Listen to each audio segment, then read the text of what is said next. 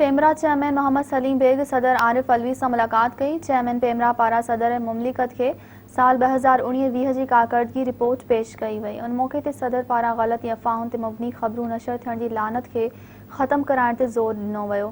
सदर आरिफ अलवी चयो त कूड़ियूं ऐं अफ़वाहुनि ते मबनी ख़बरूं माइशरे में इंतशार फैलाइनि थियूं ऐं परेशानियुनि में इज़ाफ़ो कनि थियूं। हुन चयो त मीडियाई क़दरनि खे हथी ॾियारे ग़लत मालूमात फैलाइण खे रोकण लाइ पंहिंजो किरदारु अदा करे। सदर चयो त पीमरा हक़ी मालूमात खे आज़ाद तरीक़े सां फैलाइण या पहुचाइण खे यकीनी बनाइण सां गॾु तालीम ऐं तफ़रीह जे मयार खे बहितर बणाए। सदर आरिफ अलवी चयो त ग़लत ख़बर फैलाइण इस्लाम जे रूह जे बि ख़िलाफ़ आहे। मीडिया हाउसिस ऐं उलमा इकराम ग़लत ख़बरूं नशर थियण वारनि चैलेंजनि खे मुंहुं ॾींदे माण्हुनि जी रहनुमाई कनि ऐं तालीम जे मैदान में अहम किरदारु अदा कनि। डॉक्टर आरिफ अलवी चयो त ग़लत ख़बरुनि जे तदारुक लाइ पीमरा गैर जानिबदारने तरीक़े सां दुरुस्त ऐं तस्दीक शुदा मालूमात फैलाइण खे यकीनी बणाए। सदर आरिफ अलवी पीमरा चेयरमैन जी कारकर्दगी खे साराहियो ऐं हर मुमकिन ताउन जी ख़ातिरी पिणु कराई।